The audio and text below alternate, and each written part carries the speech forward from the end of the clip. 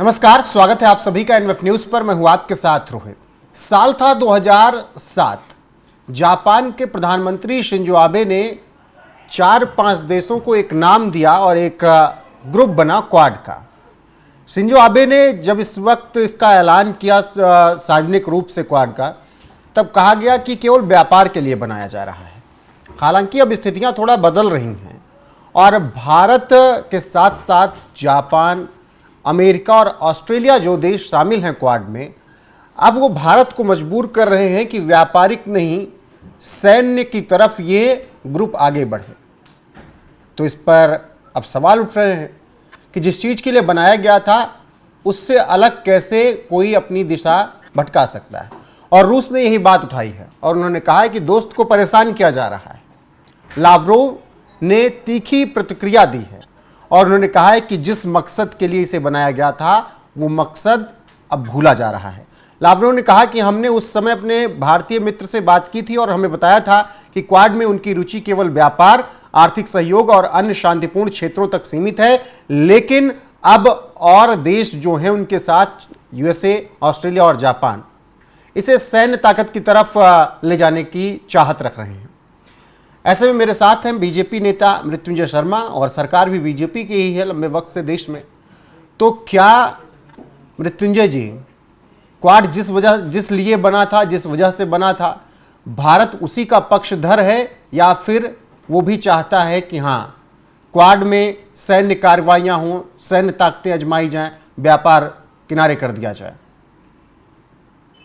रोहित जी देखिए, कभी भी इंटरनेशनल डिप्लोमेसी में जो रिलेशंस होते हैं विभिन्न देशों के बीच, वो बहुत इवॉल्विंग होते हैं। आप देखेंगे कभी भी वो स्थिर नहीं रहते हैं।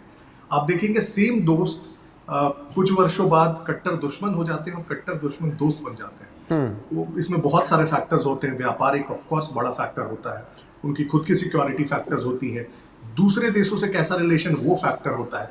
आप देख लीजिए, यही कारगिल के समय यूएस का रिस्पॉन्स क्या था, वो किस तरह से ऑलमोस्ट पाकिस्तान के लिए खुले समर्थन में था। और आज आप देखिए कि पाकिस्तान को यूएस एक रोग नेशन मानता है और पाकिस्तान के बदले वो भारत के साथ खड़ा रहता है।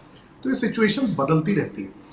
क्वाड की जहां तक हम बात करें तो क्वाड एक बहुत सिग्निफिकेंट ग्रुप बन गया, ये हमें मानना पड़ेगा रोहित जी। आपने सही कहा, 2007 में शुरू हुआ था। कहा जाता है कि सुनामी के बाद, और वो जो सुनामी वाले क्षेत्र वाला रीजन है, Indo Pacific region, Asia Pacific region, उसके अराउंड इसकी गठन हुई। शुरुआत में तो जो ऑफ कोर्स स्टेटेड ऑब्जेक्टिव यही था कि डिप्लोमेसी के लिए, ट्रेड के लिए, इस प्रकार की चीजों के लिए। लेकिन इसमें जो सारे देश शामिल हैं, और स्पेशली 3 देश, जापान, यूएस और इंडिया, ये 3 देश कम से कम बहुत क्लियर टर्म्स में चाइना से किसी ना किसी प्रकार से प्रताड़ित हैं। बॉर्डर डिस्प्यूट्स हैं, कुछ आइलैंड के डिस्प्यूट्स हैं पैसिफिक ओशियन में, और लगातार किसी ना किसी प्रकार की तनातनी बनी रहती है।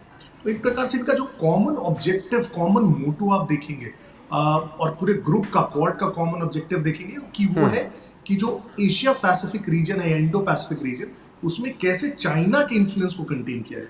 क्योंकि अब देखेंगे पिछले कुछ वर्षों में, खास करके जब से जी जिनपिंग वहां के राष्ट्रपति बने, उसके पहले क्या था कि चाइना ग्रोथ पे बहुत ज्यादा फोकस कर रहे थे जब हू जिंटाओ उसके प्रेसिडेंट होते थे, और बहुत ज्यादा वो अंतरराष्ट्रीय पचड़ों में नहीं पड़ना चाहती थी।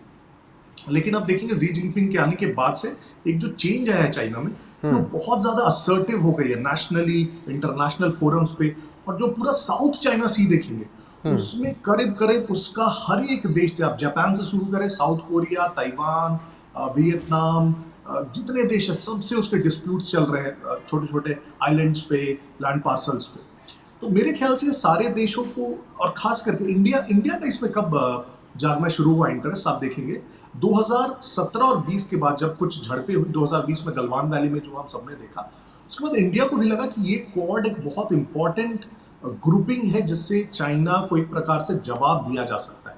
अब रशिया को कैसे दिक्कत आ रही है इसमें रोहित जी, ये कि जैसे चाइना हमेशा से स्क्वाड को बोलते रहा है कि ये नाटो का एशियन वर्जन है, ये लोग एशियन नाटो बना रहे हैं। रशिया हमेशा से चाहता है कि जो भी ग्रुपिंग्स बने वो यूएस से जितना दूर हो उतना संभव हो। देखिए, आज जो रशिया यूक्रेन का वॉर भी हो रहा है, उसका जो पूरा प्रेमाइस है उसी रीजन से है कि यूक्रेन नाटो ज्वाइन करना चाहता था और रशिया ये नहीं चाहता था कि नाटो ज्वाइन करे। यहां भी रशिया चाहता है कि इंडिया अगर किसी ग्रुपिंग में शामिल हो भी तो वैसे ग्रुपिंग्स हो जो एक्स ऑफ यूएस हो।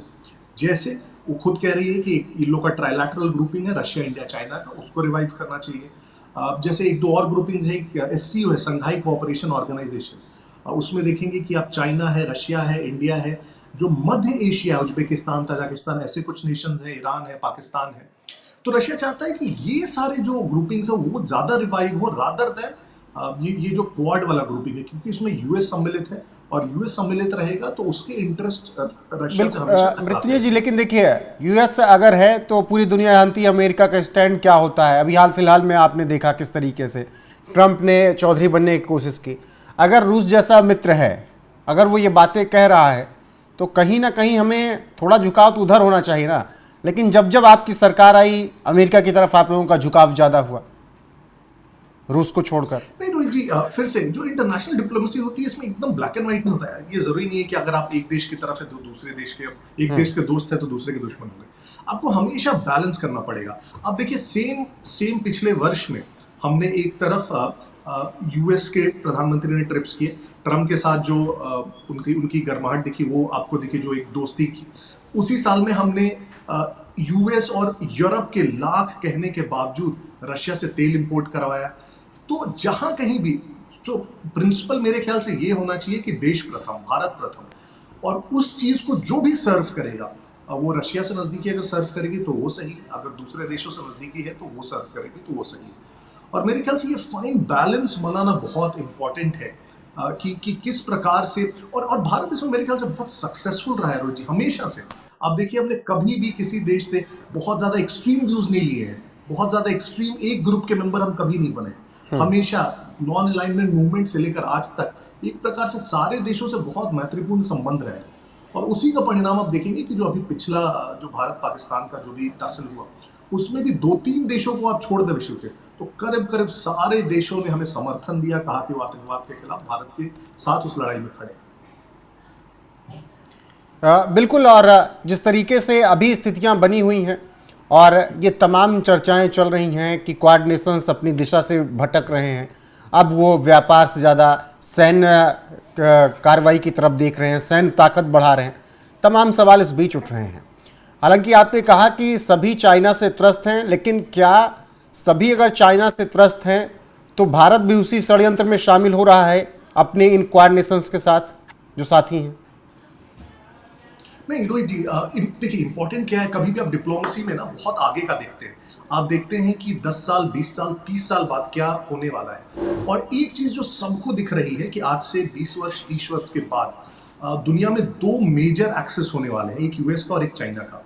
और चाइना जैसे जैसे स्ट्रांग होता जाएगा, चाहे इकोनॉमिकली चाहे मिलिटरली, वो अपने आसपास के क्षेत्रों में, चाहे इधर लैंड साइड पे इंडिया है, सेंट्रल एशिया है, चाहे वो सी की साइड पे साउथ चाइना सी है, वहां के एरियाज पे अपने आप को असर्ट करना शुरू करेगा, वहां के जमीनों पे अपना अधिकार जमाना शुरू करेगा। और इसके लिए बहुत जरूरी है कि अभी से आप तैयार रहें कि इस प्रकार की कभी भी कोई भी आपको खतरा आए आगे भी, तो आप उसके लिए बहुत सशक्त और तैयार हो।